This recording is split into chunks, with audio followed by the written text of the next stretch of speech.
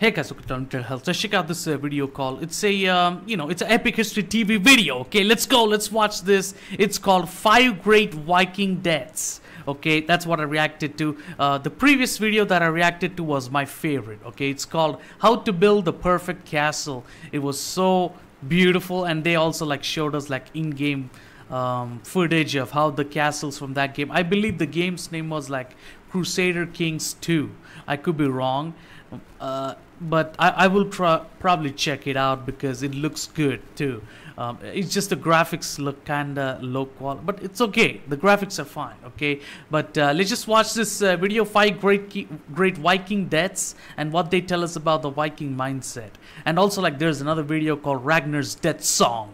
So I don't know what that is. Is that a Viking death? I don't know. We will watch that as well. It's only 8 minutes long. Depending on if we have a time or not. But let's just watch this. What about Vikings? I know that there used to be Vikings. I know that there used to be like they're all. I think they're all. They all believe in the Norse mythology. I think I could be wrong. I don't know. I don't know much about anything. You know, I'm not a European. I'm not American. So you know, I'm an Indian. Okay, so I don't know much. But you know, I heard a lot about Vikings. Also, like I played the games. So many other games, like we already know the God of War stuff with the Norse mythology. I could be wrong. Maybe I'm, confusing Norse mythology, which maybe doesn't belong with the Vikings. I don't know, man. But I did play that game called Assassin's Creed Valhalla. You know, that game was really cool. Even though it's like boring, it's like they're just typical Ubisoft game, but still I really enjoyed for what it was. It was really beautiful though. It was really beautiful, and I just wish it was even more like free to run around and stuff. It is, but there's a weight to the characters in that game. So it's like you're almost like playing a character that moves like a tank. It's not that impressive, but it's fine. It's fine. I like the Viking stuff. Okay, so let's get into it. Initially, I got confused. I thought Vikings were berserkers and berserkers was Vikings, but no, I had to like confirm that. Okay, so Vikings are what I think they are. Okay, but let's go. Let's go. 5 great Viking deaths. Who are these Vikings? I would like to know. Okay, 3, 2, 1. Let's go. And grab your popcorn, your couch, everything, because this is going to be a very big reaction, very long one, because the video itself is 23, and also like there's an 8-minute video that is like a song, so whatever. Let's just get into it. 3, 2, 1, let's go. Alright. Wow. The Vikings and their descendants speak for themselves. Their many voices express a spirit which is likely like no other on earth. Dang. Okay. Dang, man, Vikings are insane. Let's go. Shit. Professor Tom Shippey, Laughing Shall I Die, 2018. That's a recent code. AD 793. Raiders appear without warning off England's east coast. They land at Lindisfarne, known as Holy Island, where they slaughter monks, steal treasure and holy relics, then vanish back across the Dark Sea. Dang. It was Western Europe's first traumatic encounter with the Vikings. Shit. For 3 centuries, these pagan pirates from Scandinavia terrorized Europe, raiding, extorting, enslaving, and ultimately conquering. Dang. They roamed deep into Russia and the Mediterranean, even daring to attack what they called Miklagard, the great city Constantinople. Wow. Viking longships and a mastery of seamanship and navigation gave them the ability to strike at will, with the element of surprise. Yeah, I always noticed Vikings like, they always travel with the ships, with the shields on their back. It's almost looked like an art piece when they go on ship. It looks like something that belongs in a museum because it's the whole design and everything looks really interesting, okay? But they do go around and kill and take treasures and shit. I don't know. If they were to like, I don't know, why would they kill though? What is their, I guess it's just the ancient times, you know. You have to kill to get what you need, and real life is way too harsh, okay? So it can happen, so whatever, let's go. But their enemies, including Anglo-Saxons and Franks, themselves belonged to proud warrior cultures. Was there something more that gave the Vikings their lethal edge? Their lethal edge. Professor Tom Shippey is an expert in Viking history and medieval literature. He believes their success can be attributed in part to a unique mindset. A mindset revealed in the Vikings' own sagas. We have a great many sagas written in the Vikings' own language, which is Old Norse. There's the famous sagas of Icelanders, but there's also Konungasögur, that's sagas of kings. There's Fornaldasögur, sagas of old times. These are looked on with suspicion these days because they were written hundreds of years later, mostly in far-off Iceland. And people say, oh, well, you can't rely on those for history. They're fiction. Well, actually, a lot of it is fiction, and some of it's fairy tale, and you can pick that out quite easily. But a lot of it isn't fiction. I think it's based on family memories, and people who can't read and write often have good memories, and they take memories seriously and they pass them on. Leaving the fact and fiction question aside. It's almost like they're passing on the memories, like as if it's like spiritual thing. It's almost like a religion, you know what I mean? It's like passing on what they believe is amazing and inspiring others to think like them and believe them and stuff. It's not like a manipulation tactic or anything. It's just they want everybody to be like them, very proud and very honorable and stuff like that. So it's almost like a religion, but at the same time it's like very what do you call it, very spiritual and very you should be able to understand where they're coming from as a human being. So that's cool, you know? They do all express, I think, a very characteristic and consistent attitude, which I call the Viking mindset. And that's really quite distinctive. So they had like a certain type of mindset with which they would just grow up, and they would just continue on to their mission. There just makes them straightforward and go and get things or do whatever they need to do. Okay, so that's pretty cool, but it's also like important time to it's important to be a human too. Like, were they human? When you're working and you get like a break, like afternoon break, and you go eat lunch and stuff, then you're completely different. You're not a workaholic crazy madman, right? So do they like phase out of their mindset every now and then and act like a normal person, or do they always stay and focused always like that, almost like they're altering their mindset to believe that this mindset is the only way to live and this is the only reality? I don't know. We'll find out. Let's go. Two of the distinctive things about it are the fascination with scenes of death, with famous death songs, with famous last stands, all that kind of thing. And the other is this man is the like, hey, my buddy, he's the most strongest. I believe him. I love him. He's a great man. Okay, it's like that. They support each other. Whoever faces death is the most badass, and everybody gangs up and supports that character, that person. So it's almost like that kind of thing. It's cool. It's cool. It's like an alpha thing. I love it, but you also need to phase out of that mindset a little bit. But I don't know.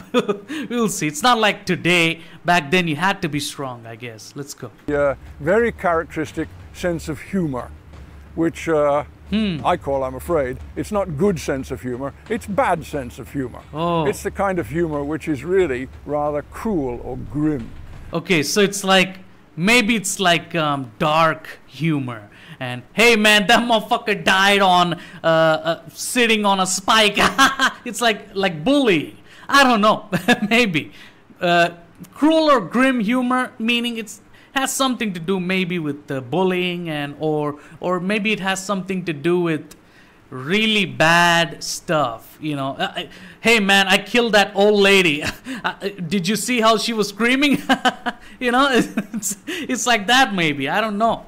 They would definitely be disgusted by today's standards. If that's the kind of people, I guess they're super alpha, that they don't give a fuck about anybody that is even like slightly weak. You know, they would probably make fun of anybody that is slightly weak, I guess. I don't know. And we see quite a lot of it. We'll look at 5 famous death scenes from the old Norse sagas to see what they can tell us about the Viking mindset. Dang! Look at this dude. Holy shit, he's like, you're kneeling down and they're fucking cutting your head off. And you're like only like the third person to get cut off. And you're just sitting there like, so what, bitch? Come here, bitch, come here. It's like, what the fuck? What? This video is so tough and badass. I like it. Sponsored by Curiosity Stream, home to thousands of online documentaries about science, technology, the natural world, and history. Their history section has hundreds of titles covering everything from early man and prehistory to the world wars and beyond. Our particular recommendation is The Nile, 5,000 Years of History, presented by British broadcaster and author Bettany Hughes. It's an immersive, engaging and beautifully filmed journey along the Nile, exploring its crucial role in Egypt's glorious past. Curiosity Stream features many award-winning exclusives and originals, and all its content can be streamed to any device, so you can watch at any time, anywhere. Cool! For a limited time, you can sign up on your smart TV using the code EPICHISTORY to get 40% off an annual subscription. That's just... This shit is actually available on Amazon Prime for me, but that shit costs too much. Too much, man. It's like, it's almost like it's stealing money from me. I just can't buy this shit. You know, even if it's available, I can't afford it. It's $12 for a year's access to an... But this looks so interesting. I would love to, like, watch stuff, but I can't buy it. Incredible range of documentaries. You can also sign up using the link in our video description. Documentaries. Thanks to Curiosity Stream for sponsoring this video. Curiosity Stream. Let's go! The death of Ragnar Lodbrok, Northumbria, England, circa AD 864. Let's go. Dang, I like the name Ragnar. It's like, I think most Vikings use that name. It's weird. Right, many tales are told of the legendary Ragnar Lothbrok. His own saga says he was the son of a Swedish king and slew a dragon. But when he sailed to England seeking further fame and riches, he was shipwrecked off the coast of Northumbria. Wow. He was taken prisoner. Also, like, there's some similarities. There's some, you know, Viking influence going on with that video game called Skyrim. It's my favorite game. You know, I love that game. You know, it's Elder Scrolls v Skyrim. I think you know that, right? Is that like inspired by Vikings and stuff? Can somebody tell me in the comment section? I would like to know, you know? By its Christian... Because I've seen so many Viking similarities in there, in that game, you know? So maybe I'm confused. I don't know. Let's see. King Ella, who decided to inflict a terrible death on the famous Viking. Oh! He had him thrown into a pit of venomous snakes. Oh, shit! As he faced death, Ragnar called out to the king. The famous line from the death of Ragnar is Gnithia mundu grisir ef galtar hag vissi. The piggies would grunt if they knew how the old boar died.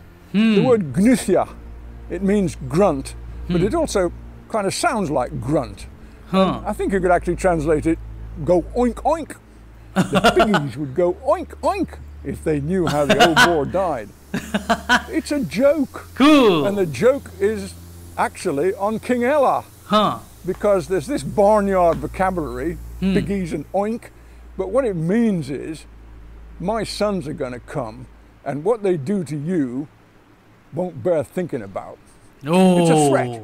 The thing is, although it's a late saga, this story about the piggies was known earlier, because it was actually quoted by a Latin chronicler. He'd heard about the piggies, he got the phrase right, he just didn't understand what it meant. He thought Ragnar was saying, if my sons knew about this, they'd come and rescue me. But he didn't. He wasn't hoping for a rescue, he knew he hadn't got any hope. He was saying. What did his like sons came in and take revenge or not? Please tell me. You know, I would like to. My sons, when they hear about this, then they'll avenge me. And of course they did. Oh, cool. So they did.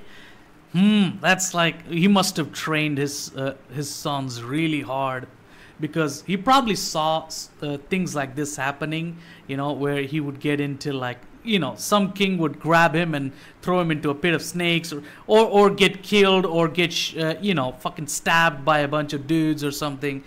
You know, his life is not forever, and he probably saw that coming. That's why he probably trained his sons. So he was very careful. You know, that's cool. You know, you gotta be careful for things in life, like, seriously. Ragnar's death in a snake pit is almost certainly invented.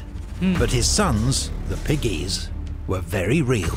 Oh. In 865... They must be even more brutalizing. So brutalizing that, you know, everybody would be like fucking scared. As soon as they see them, they would just fucking start running. You know, probably more brutal than their dad ever could. Like, seriously. The Ragnars landed in England with a great army, rampaging across East Anglia and Northumbria and killing King Ella.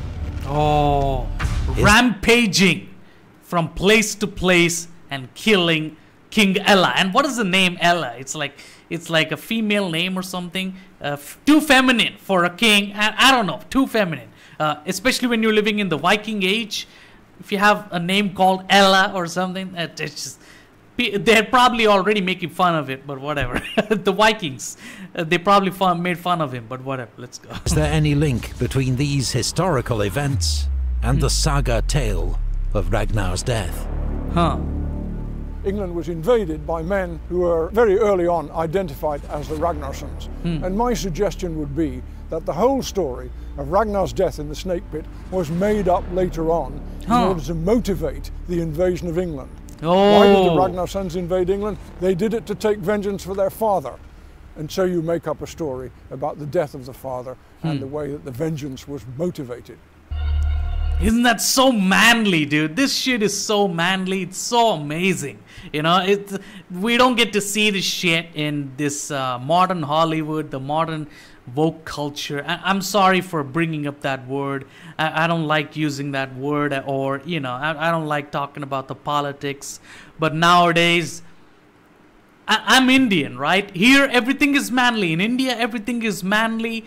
And because we're all like normal, we're not fucked up in the sense that woke or conservatives and liberals, all this shit.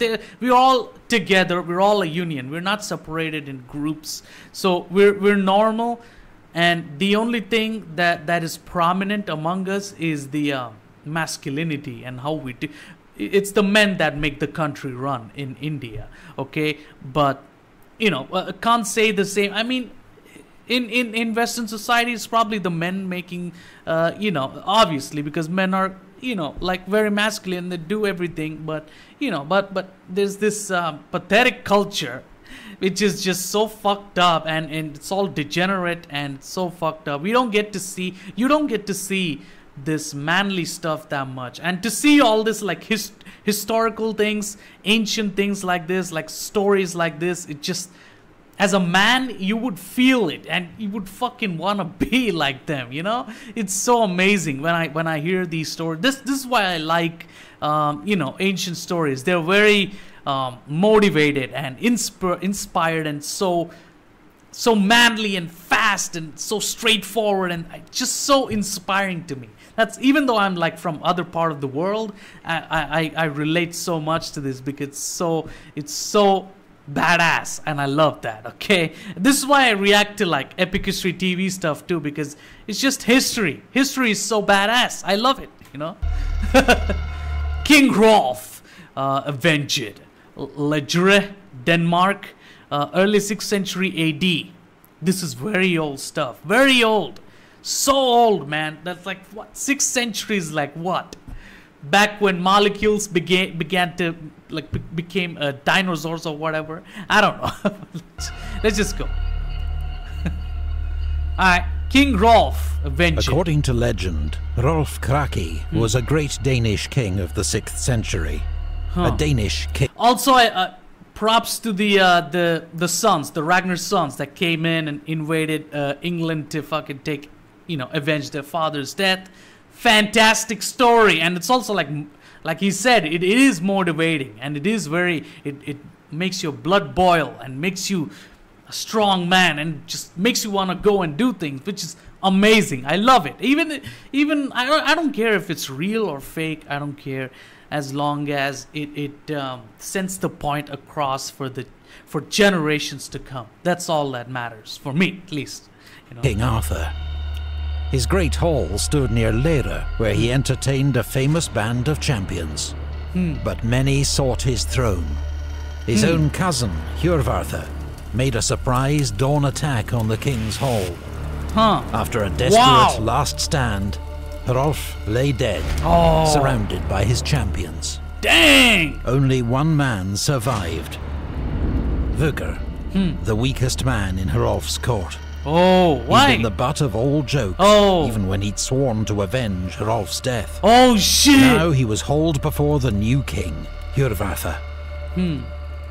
Dude, dead. Somebody needs to make a movie on Vikings, bro. You telling me this weak dude who was made fun of, bullied across, took the oath of, he promised that he would avenge the king's death, and probably did. Some of these stories are so badass. Somebody needs to make a movie. But nowadays, I guess they won't make a good one. Also, there's a new Napoleon movie that came out, right? I was so excited for that. But something told me, after doing the reaction on the trailer, something told me that that movie is not gonna be that great, because it was too fast, and then there was a lot of CGI going on. It was quick paced, fast paced, and also there's a new actress, the Mission Impossible actress in there, and she always gets naked on screen. So it's never gonna be a great movie when bitches are getting nude, getting naked and shit like that. So I thought that movie is not gonna be that great, but if it's good, I will appreciate it, but I don't know if it's good. Can somebody tell me the new Napoleon movie, is it good? I don't know. We got Joaquin Phoenix and Ridley Scott, who made The Gladiator, and yet still the movie is not that great, and it's what are you doing? And also there's a I don't remember the name of the director of 2001 Space Odyssey. Apparently his life's biggest movie that he ever wanted to make was Napoleon, based on Napoleon, and he was researching stuff and getting together and he couldn't do it because he passed away in the middle of all that. Somebody needs to grab his research. Maybe he wrote some of the script, and somebody should make a movie on it, seriously, but that's another point, But somebody needs to make a movie on Vikings too. I would love to see that. It's so badass. I love it, man. Dang. And all his champions are dead as well. That's the right thing to do. Except man. Vögr, who is dragged out of a pile of bodies. And for some reason, Hjörvarthr thinks it would be a good idea to get a pledge of allegiance from Hrolf's last surviving champion. So they get Vögr, and he is hauled up, asked to swear allegiance to Hjörvarthr, and Hjörvarthr gives him his sword to swear allegiance on. Dang. Bad idea. Bad idea? Vögr picks it up, runs Hjörvarthr through. That's the end of Hjörvarthr and the Skilding dynasty. What the fuck? Vögr is immediately killed. Oh shit! But he has fulfilled his vow.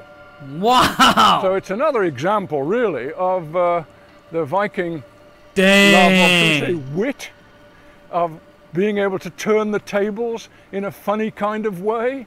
Once again, my God, Ragnar's joke was on King Ella, and Vögr's joke is on King Hjörvarthr.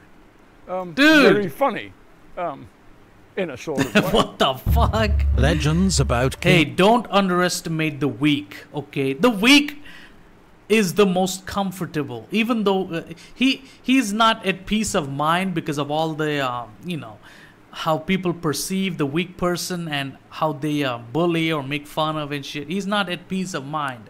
Once he's disturbed too much from his comfort zone, he will do something really terrible, okay? So don't underestimate the weak, and treat everybody nicely. You don't have to treat them equally, but make sure that you're a good person to everybody. That's all that matters in life, but because there's so many people that are weak in real life, man. So many people. The most strongest become weak halfway through their life. It can happen. So it's not, if you're strong, you're not strong forever.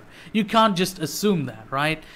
Unless you're doing some kind of mission and you switch personalities and now you're suddenly weak, which makes no sense, and then you can criticize that motherfucker. But still, you gotta be very careful. Don't underestimate the weak. They can be super strong and you just don't know it yet. Okay, so be careful. Just saying, life advice. Okay. King Hrolf come from a tumultuous period of Europe's history, traditionally known as the Dark Ages. But recent discoveries suggest the tales of King Hrolf have a basis in fact. King Hrolf is the Danish King Arthur.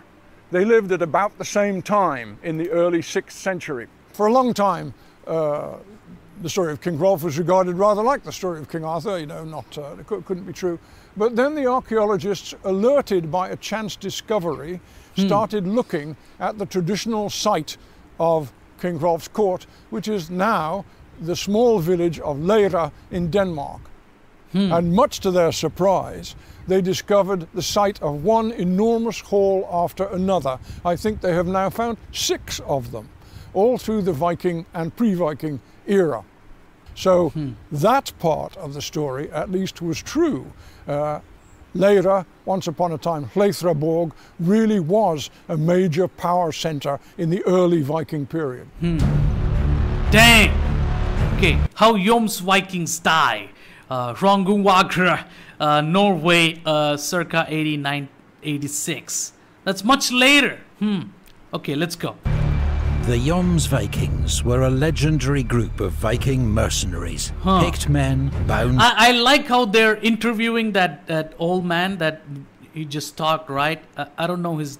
I don't know his name, but I like that they're talking to him and he's giving us information, because they need to do this a lot for other Epic History TV videos. They need to actually go to some of the, other like historians or something, professors, to gather knowledge and more deep insight on, historical things, ancient things, Napoleon, Belisarius, whoever it is. Okay, I would love to, know more stuff, and not just narration on a bunch of, artwork on screen. I would love some interviewing as well, because this is fucking cool.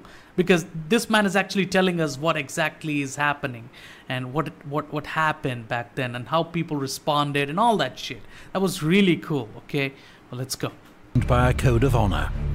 According to Old Norse sagas, they had a fortified base on the Baltic coast at Jomsborg. In 986, they were recruited by the King of Denmark to subjugate Jarl Håkon of Lauder. That's a long distance. Hjörungavágr.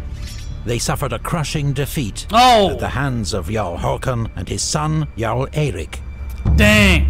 Vikings rarely offered or expected mercy. Shit!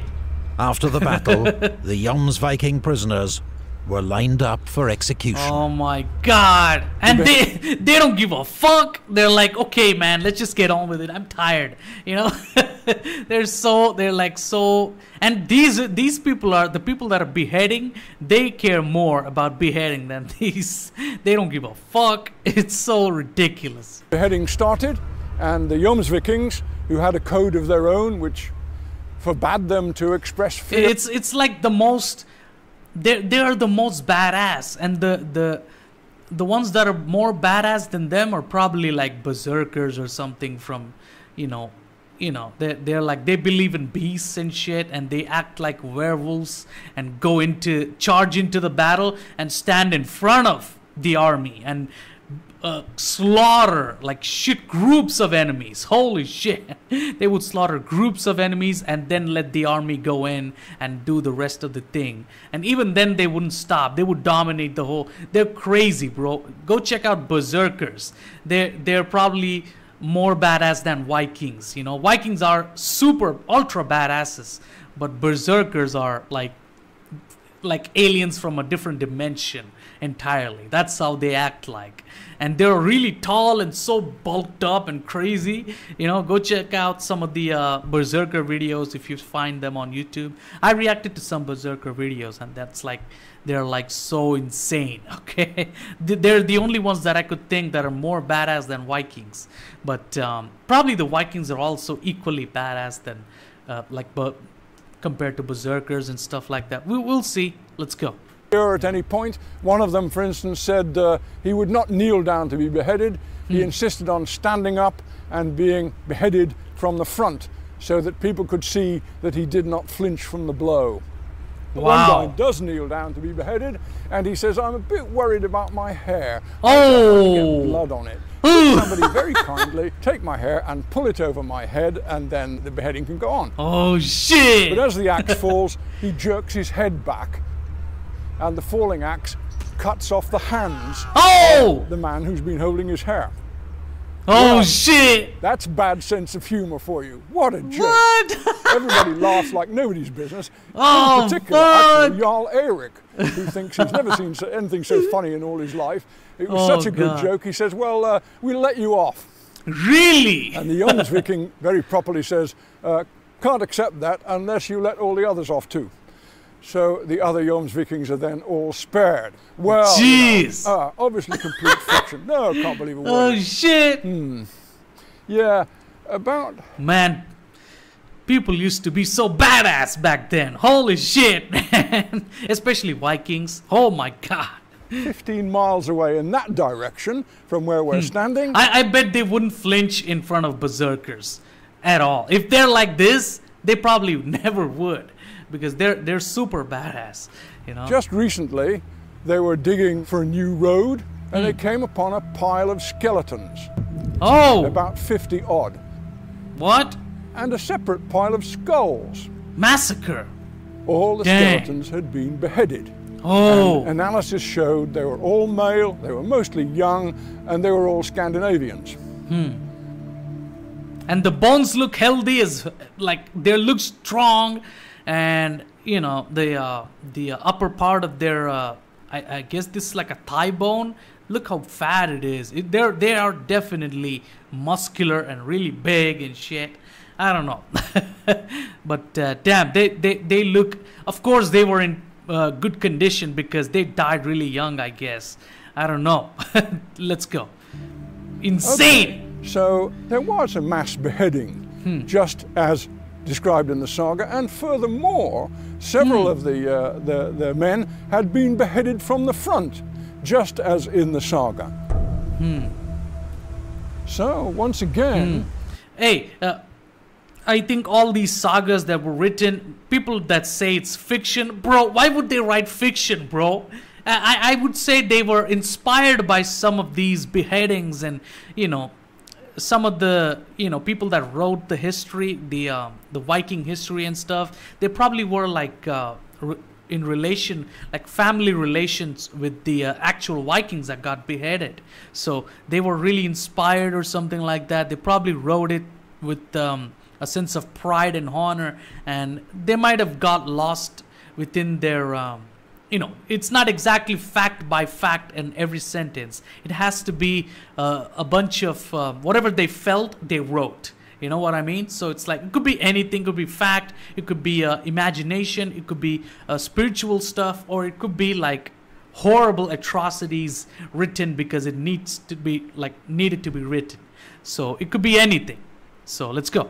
what appeared to be complete fiction turns out to the modern generation loves to call everything fiction. It loves to be anti-God and stuff like that. It's like, what is wrong with people? Hey man, the more you believe in God and the more you should be like taking the whole world into yourself, not just ignoring one part of it and taking this. Nah, it doesn't work like that. You probably even like have some bad experiences along the way if you choose to ignore God and go a different direction and stuff like that. God, all spirituality and logic and everything comes together. It's real life. It's all mixed together. You cannot ignore one thing for the other thing. That's something people nowadays don't understand. They're always like, hey man, God is the fucking spaghetti noodles in the sky. No, I'm not interested in that. I'm focused on, I'm real. I'm a realism. I'm realistic. Okay. Stupid shit. Okay. You gotta take the whole world in, not just one part of it. Like seriously.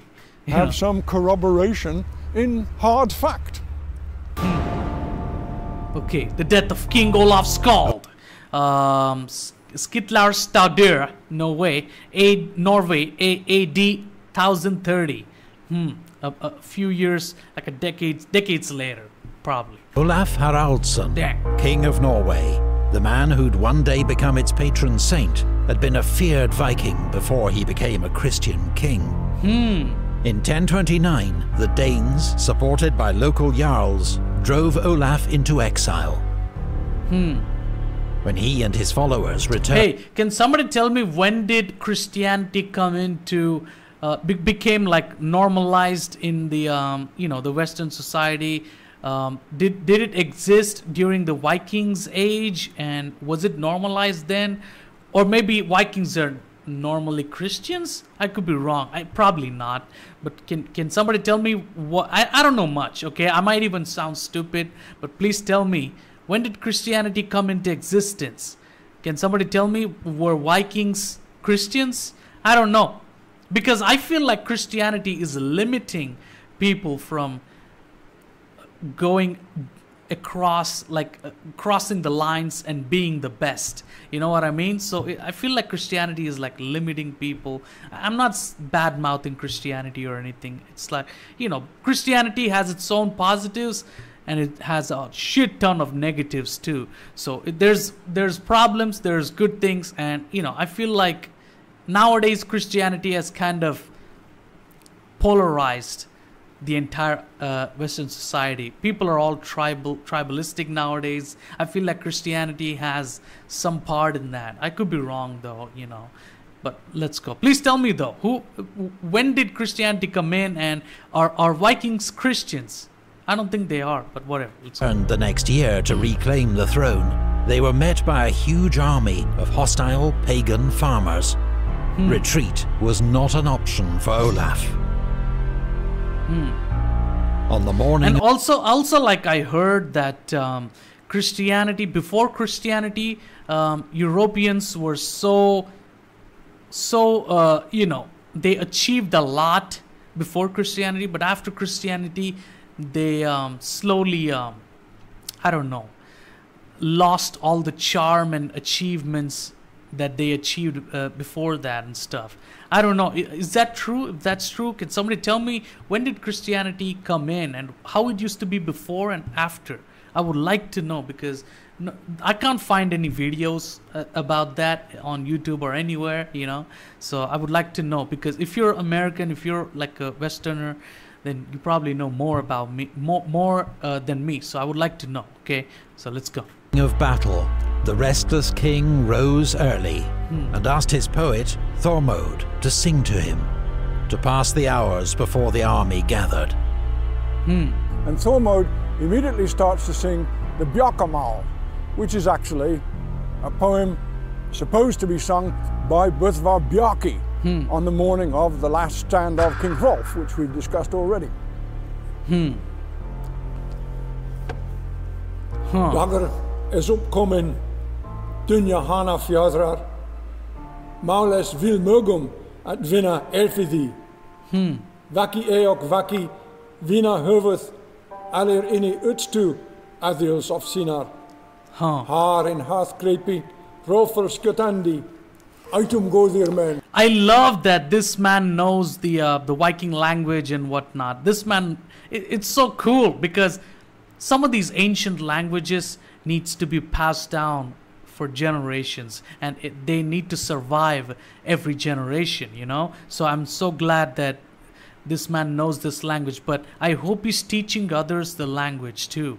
Like, I hope there's like, you know, language courses and shit that people can go in, join, and learn the language, because some of these ancient languages are very important.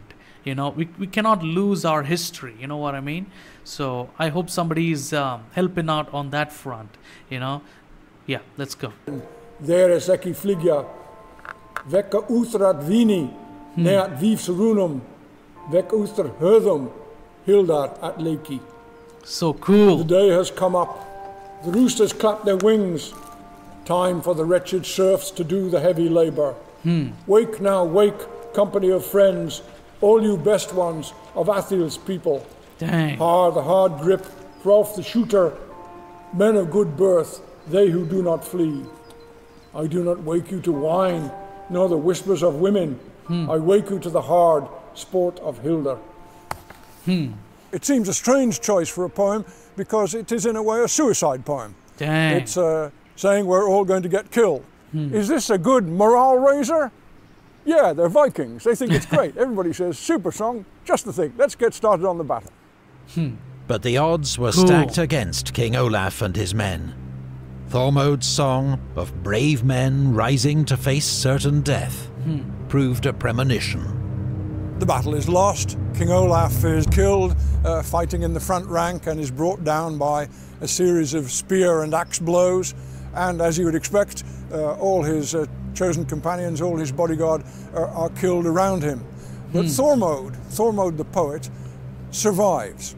Not his fault, he just happens to survive. And at the end of the battle, when it's all over, he laments that he has not been allowed to join his king.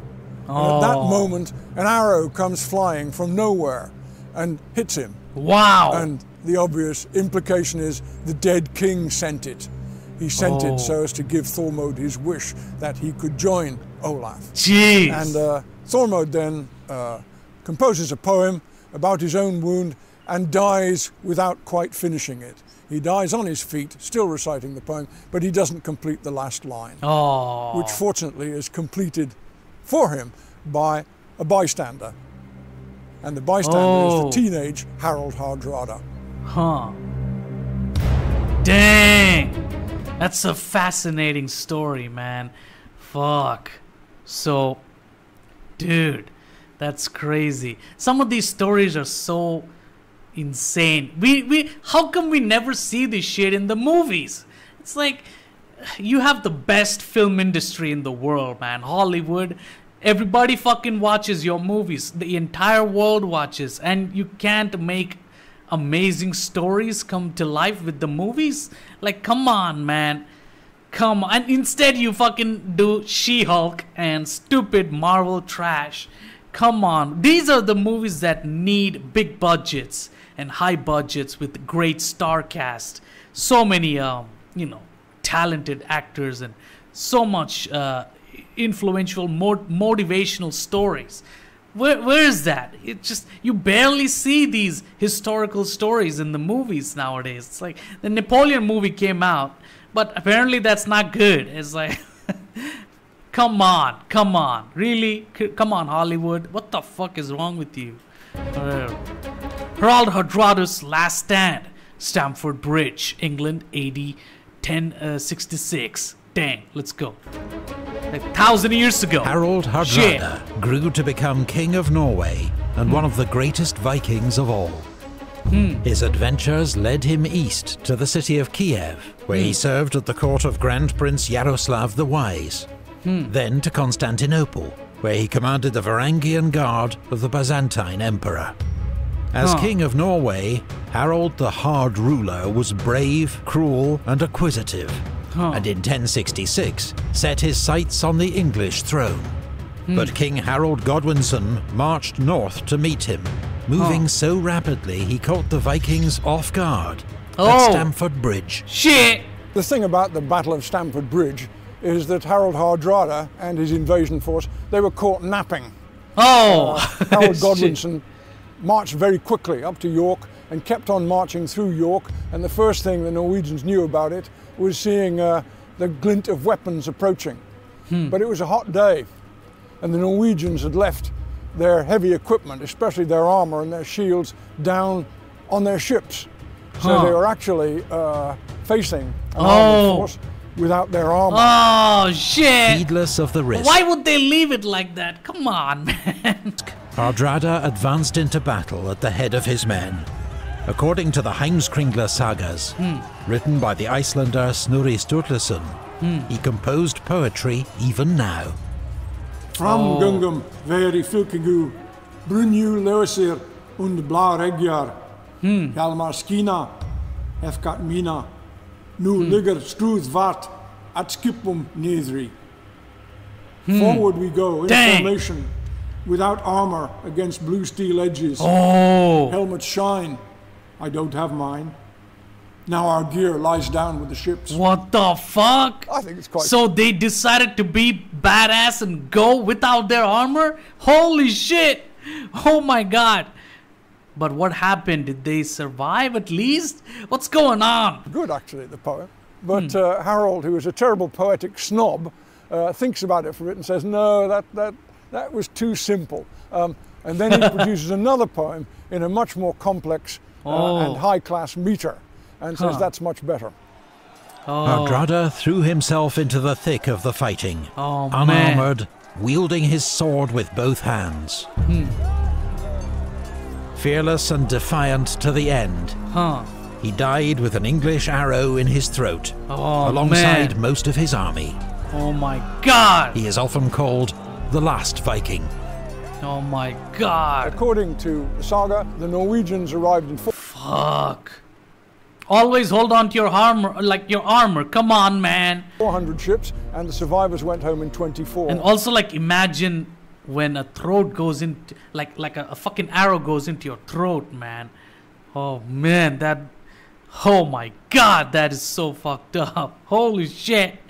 I hope they got a bunch of enemies, though. I hope they, you know, slaughtered at least like a handful of them before they died, you know. Dang. The Anglo-Saxons let them go. Well, that, you might say, put an end to ideas that England could be conquered by Norwegians or Danes or Vikings. God the damn Viking era then was over. Harold Hardrada, you can only say, well, he died like a Viking, making jokes, making poems, lashing out with both hands until he was killed. Oh man. But can dying with pride in your heart, like a badass. Wow. these poems really be attributed to Harold Hardrada?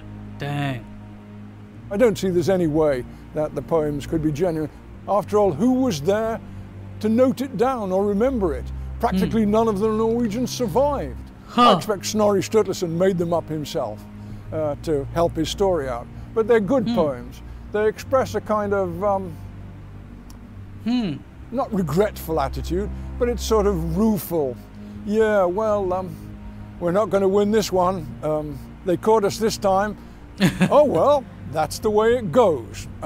We will just have to fight it out. And that strikes me as, again, a characteristic Viking attitude. The Battle of Stamford... Very characteristic, very motivated, and very straightforward. I like it, you know. Amazing stuff. Bridge had unintended consequences, paving the way for another invader to become King of England. The Battle of Stamford Bridge was, of course, a catastrophe. It was a catastrophe for the Norwegians, but it was a catastrophe for the English as well, because they took very heavy casualties as well. And 3 weeks after the Battle of Stamford Bridge, they fought the Battle of Hastings against William the Conqueror. Dang. And you can't help thinking, if they'd been at full strength, they'd have won. Oh. On the 14th of October, 1066, the English army suffered a crushing defeat at Hastings, and Harold Godwinson was killed. Oh, man. England's new king, William the Conqueror, was himself descended from a Viking adventurer. Oh! The Viking Age was at an end. For nearly 3 centuries, Europe had been terrorized by Scandinavian warriors, whose attitude to death gave them a dangerous edge. Dang. What finally... They were so edgy. Just, I know it sounds ridiculous when I put it like that, but, you know, they were so edgy that they were feared by everybody. Holy shit. Strikes me about the Viking mindset is not so much the defiance in the face of death, that's what you expect heroes to do. It's actually the matter-of-fact attitude, and also the liking for some kind of a joke. You can actually use vulgar words like Ragnar in the snake pit. You can play dirty tricks like Vurger with his Pledge of Allegiance. Or you can play practical jokes like the Joms Viking getting the guy's hands cut off. Shit! Or you can nitpick about poetry like Thormod and Harald Hardrada. All these things, man. it's certain, but actually I'm going to see what I can do to make this memorable. What it makes me think is that when it comes to Vikings, you can kill them, and speaking as an Englishman, we did over there. But frighten them, that's not going to work. You're never going to do that. You're not safe until the very last one. They were never afraid, even when the steel blade was going through their throat or whatever. They were never afraid. Fantastic. I mean, that will definitely, even if you're like the lucky ones killing a Viking, you would feel like a weakling that got his lucky moment, you know, because they're so brave and they're not flinching. When you're stabbing them, they're not even flinching. And you feel like you did something a fool would do, you know? So it's like, it plays into the psyche, and it's like so crazy, man. Dang. Dead. But thanks to Holyrood Ranch, Hood Church, shit, Holyrood Church in the parish of Buckland, Newton. Okay. Cool. Thank you to Curiosity Stream for sponsoring this video, and to our Patreon supporters for making Epic History TV possible. You can find a link to Tom Shippey's highly recommended book on Viking sagas, Laughing Shall I Die, in the video description. Visit our Patreon page to find out how you can support the channel, get ad-free early access, and help to choose future topics. Cool stuff! You can also follow us on Facebook, Instagram or Twitter for extra Epic History content and regular updates. Okay. Okay, I'll pause it because it's gonna start another video. There's another video called Ragnars' Death Song. We might have to watch that now, okay? It might take a while, but yeah, let's talk about this. Man, these Vikings are insane. They're insane. They would never fear death, and going head forward to death by trying their best to win. It's like, wow, these people are like unstoppable, crazy badasses, and you can't do anything, you know? So it's like, even the most strongest would feel low and would feel like a weakling in front of them, because I guarantee no other warrior out there was like Vikings. You know, they were probably they would probably get scared at some point, or accept defeat at some point. But Vikings, they will go up till death, and they would never hold themselves down and, you know, accept defeat or anything. So anybody that, you know, fights Vikings, they probably would feel like they're weak. You know, so all the confidence and positivity is in them. So it's like, it's crazy, okay? But you know, great stuff. Some of these stories need to be made in movies. That's what they need to make movies. There's so much rich history across the world of different places. Like for my India, there's a lot of history. For probably Koreans, they have shitload of history, and Japanese have a lot of history, and Vikings have a lot of history. We should explore all that. There's so much history. The only way to, you know, spread our history to the next generation and generations to come is the best thing that we can do now in this modern generation is to make movies. That's the only way we can tell stories, you know? But nobody's doing that. It's almost like they don't know, and they don't know the stories. they themselves lack knowledge in history, and they just can't make movies because they don't know anything. That's how I feel like, but whatever. Let's just watch this Ragnar's death song. It's 8 minutes long. It's probably, maybe it's a song, but let's just enjoy it, okay? Let's just quickly watch that and then end this video, okay? 3, 2, 1, let's go. Ragnar's death song. Let's do it. Let's do it, okay? Okay, Ragnar's death song. What is this? I would like to know. The story of Ragnar's death is, of course, told in his own saga, the Saga of Ragnar. But there's also a long poem, which is supposed to have been sung by Ragnar from the snake pit. And it's called Kraukumal, the Song of the Crow. And it's a death song, but it's also what they call an Ævisyngr.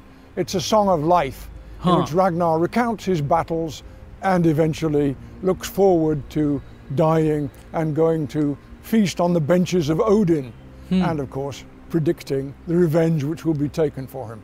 And the last line of it, which I adopted for my book title, is... And also, like I've already said, right, like Christianity limits people's true ability and stuff like that.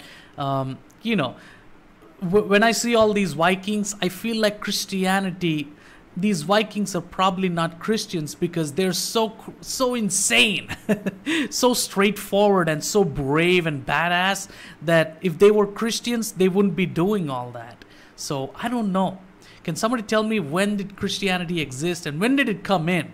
I would like to know, when did it come in and how did it change from the life before that and after that? I would like to know. Please tell me in the comment section. I would love to know. Okay, let's go. Is Hlayandi Skalek Deya, laughing shall I die. Os munu aizir biotha. Kill me, bitch. Esat sitendi dothi. Leaves eru lidna stunder. Hlayandi Skalek Deya. The gods will invite me in. In death there is no sighing. The hours of life have passed. Laughing shall I die. Okay, Rolf's Verbeer. King Rolf's story, like King Arthur's, ends, of course, with a great battle in which Rolf is killed by someone who appears to have been his cousin, Hjörvarthr. Well, I said that sagas often have an element of fairy tale, and that's the case with the saga of Rolf Kraki, because his most famous champion is someone called Böðvar Bjarki. And Bjarki means little bear. And Bjarki is, in fact, a werebear. In the final battle, he takes bear shape, just like Beorn in Tolkien's The Hobbit, and starts fighting in the front rank as a bear. Shit! Because he actually has two shapes. He's human and he's bear. And he can project the bear shape. In the saga account, when the final battle takes place, Rolf's men realize that there is a gigantic bear fighting in their front ranks, which is tossing people around and knocking them down and crushing them with bear hugs and all sorts. But Böðvar isn't there. So his friend Hjalti goes back into the hall and says, and finds Böðvar sitting there in the hall on a bench. And he says, you know, come on, Böðvar, you're missing the battle. Böðvar Bjarki, he looks like fairy tale, but just the same, the giant halls at Hleithraborg, they're absolute fact. So once again, we have a mix of fact and fancy in the story. And you just have to try to separate the bits out. Dang. Downfall of the Joms Vikings. The famous thing about them is that they were... I thought this whole video was gonna be like a song, but not. It's more, you know, detailed explanation of their poems and what you know, Ragnar sung before his death and stuff, and what did he write as like a poem and stuff. So that's cool. Deluded into getting involved with Norwegian politics, and their downfall was caused by the Viking custom of hatestrenging, in which you have to make a boast, usually when drunk, and when you make the boast, of course, once you're sober, you have to follow it up. Oh, fuck! So they sailed off to help the conquest of Norway, and that's it was crazy. their bad luck to run that's like truth or dare to the extreme. What the fuck? Into Jarl Håkon with his supernatural goddess helper, his family goddess helper, Hlavagerðr, and also his son, Jarl Eirik, who was the greatest warrior of the Viking age. So the Vikings were very heavily defeated at the Battle of Hjörungavágr, which took place probably about 986. 986, okay. Dude, Thormod's unfinished poem. The story of the Battle of Stiklastaðir comes at the end of the saga of Olaf Sigurdsson, which was written by Snorri Sturluson sometime about 1230. Some of these, last names or the whole name is hard to spell. I don't know how he's able to do it, and probably the English people know how to spell it, or maybe it has something to do with their culture and they probably could spell it really well, but I can't. I'm reading it what it is, how it's spelled. I'm reading it that way, but this dude is like saying something else. It's like, what? It's crazy, The battle, however, took place on 29th July 1030, so we are now well into recorded history times. Thormod the poet survives. Not his fault, he just happens to survive. And at the end of the battle, when it's all over, he laments that he has not been allowed to join his king. Dang. At that moment, an arrow comes flying from nowhere and hits him. Thormod goes off to the dressing station. Very interesting scene in the Viking dressing station, but it's clear that they can't do anything for him. So he starts to compose a final poem, which is about his own wound. And he goes through the poem in a very complex metrical stanza, and he dies on his feet without quite finishing it. Oh. The last line is incomplete. Yeah, we heard this, right? Emkak rozer en rosum. There you go. Grun kona manni. Jan stender fast et forna fensdigi mer benja. Dat welder mer en myra maar gloza nu troza. Dup ok danskra vapna dag frita spoor. I am not red, yet the slim woman has a man unwounded. The ancient iron stands fast in my marsh of wounds. That makes me pale now, wearer of gold wave fire, the deep track at Dagfrid of Danish weapons. Danish weapons. Fortunately, standing by is the teenage Harald Hardrada. And Harald was very keen on poetry and very skillful in skaldic meters. And he listens to the poem and he says what he was going to say was, and he finishes the poem for Thormod in exactly the right rhyme and meter. Dang. So the poem is finally completed, but Thormod has died standing on his feet. One of the nice things about Harald Hardrada, and in fact I think it's the only nice thing about Harald Hardrada, is that he was a genuine devotee of poetry. It's the same dude that died later on with the arrow in his throat, right? I might be confused, but if that's the same dude, but damn man, that's like, wow, he's very inspirational. He's a badass. He's so cool. It's awesome. Saga has accounts of him favoring poets, criticizing poets, making his own poetry up, etc. I have to say also that he was a poetic snob. Dang. He very much preferred... It is the same dude. Wow, dude. And he fought his enemies with no armor, and he never took a step back or anything. This dude is legit badass. Dang. Difficult meters which are almost impossible to compose and almost impossible to understand. But just the same, he was a patron of the arts, though you better not get your rhymes and half rhymes mixed up. He didn't like it if people did that. Dang. Vikings believe in Valhalla. Did Vikings believe in Valhalla? Everyone's familiar with the idea of Valhalla and of course of the Valkyries.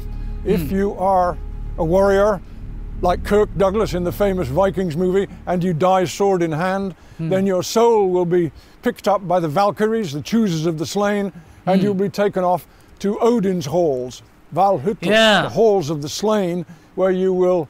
There was a movie that came out, I think, like last year or something. It's called The Northman. I could be wrong. I think that's the name, The Northman. Go check it out.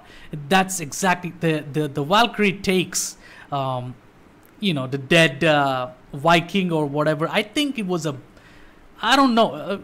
Is he a Viking or berserker? I don't know. But, things happen. I won't spoil the movie, but she takes him halls of Odin or something. It was so cool.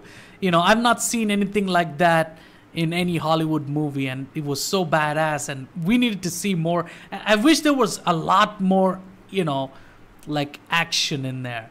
It's just you know, a vast majority of that film is kind of like slow, and it just should have picked the pace up and gone even faster and with more action. But it is what it is. It's a beautiful movie. Go check it out. It's a Viking type of thing. I don't know if they were Vikings or not, but go check it out. It's called The Northmen. Go check it out. It's fucking cool, man. Really cool movie. You know? Feast and frolic and fight with your companion warriors for the rest of eternity. Well, that's the story, and no doubt some Vikings believed it, and some no doubt did not, because that, I think, is a story particularly associated with the followers of Odin. Odin. And of course there were others who were followers of Thor, or of Freyr, Thor. or Heimdall, or of Njörður, Heimdall. or one of the many other gods in the Viking pantheon. Dang. So I'm sure Norse mythology. there were many different ideas of what happened after you were dead. But that is the prominent one and the familiar one, and we find it written down by Snorri Sturluson.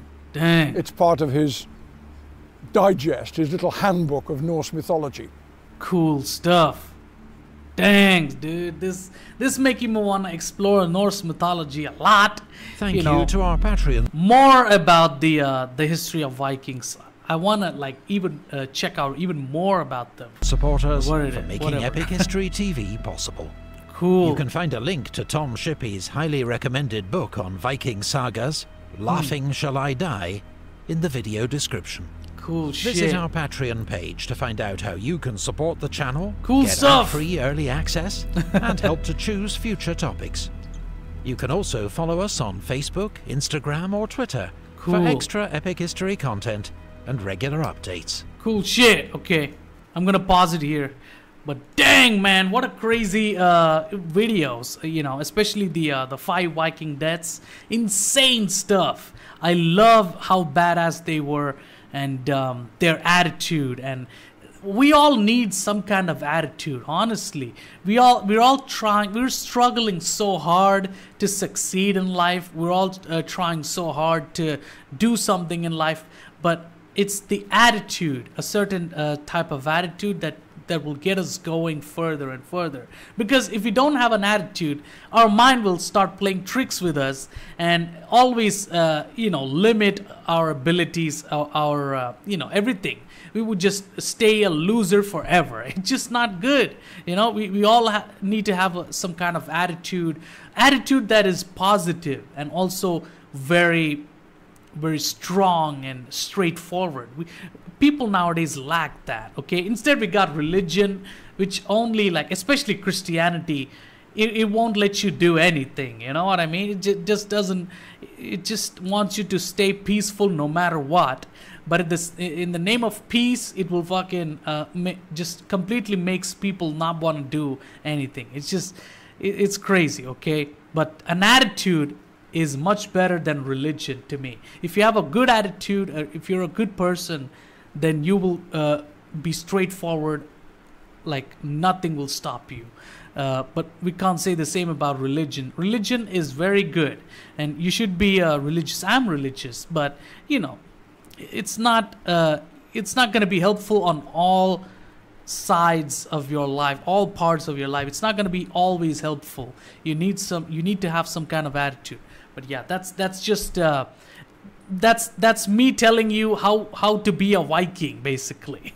So be a Viking in your life, be badass like this, and be a good person, and you know, write a poem or something before you do something crazy. Write a poem and sing, and then go do your thing. You know, just don't fucking slaughter millions or die or anything. Don't do that. Just be a badass in life. You know, this is very inspirational. I want to be a badass too. Okay, but yeah, that's it for this reaction. 5 great Viking deaths and what they tell us about the Viking mindset. Okay, cool stuff. I really enjoyed this. Can't wait to check out other videos from Epic History TV. There's a you know, Islamic playlist what they have achieved and stuff like that. We'll see. There's so many other playlists. There's like Alexander the Great. I always wanted to find out what Alexander is like. I will definitely react to that. Probably react to that after this right now. Okay, so yeah, 5 great Viking deaths. What did you think about this reaction? Did you like my reaction? If you like my reaction, please make sure to subscribe to this channel. It's my main channel. This one I upload like once a week, but I do upload a lot of videos, okay, that one day. Okay, so right now I'm reacting to a bunch of videos I'm uploading, okay, and also like there's a death battle out now. It's probably already done. I gotta react to that as well. I'm gonna make a reaction mashup of the death battle tomorrow.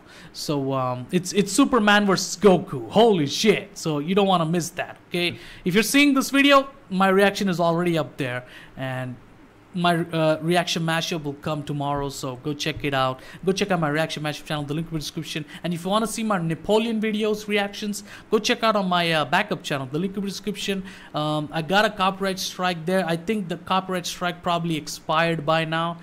Need to start making videos over there as well. I'll probably split up. I made 6 videos in this channel, but I'll split up like 3 here, 3 there, you know, so I'll do that and it's gonna work out. Okay, so please subscribe to both my channels. Go check out my reaction mashup channel as well. Subscribe to three channels of mine, and yeah, that's it for this reaction. Stay tuned for more Epic History TV content, and I'll see you guys next week with more stuff. And stay tuned for the reaction mashup tomorrow. Okay, I'll see you guys later. Goodbye. Be a Viking. Yeah. See you later.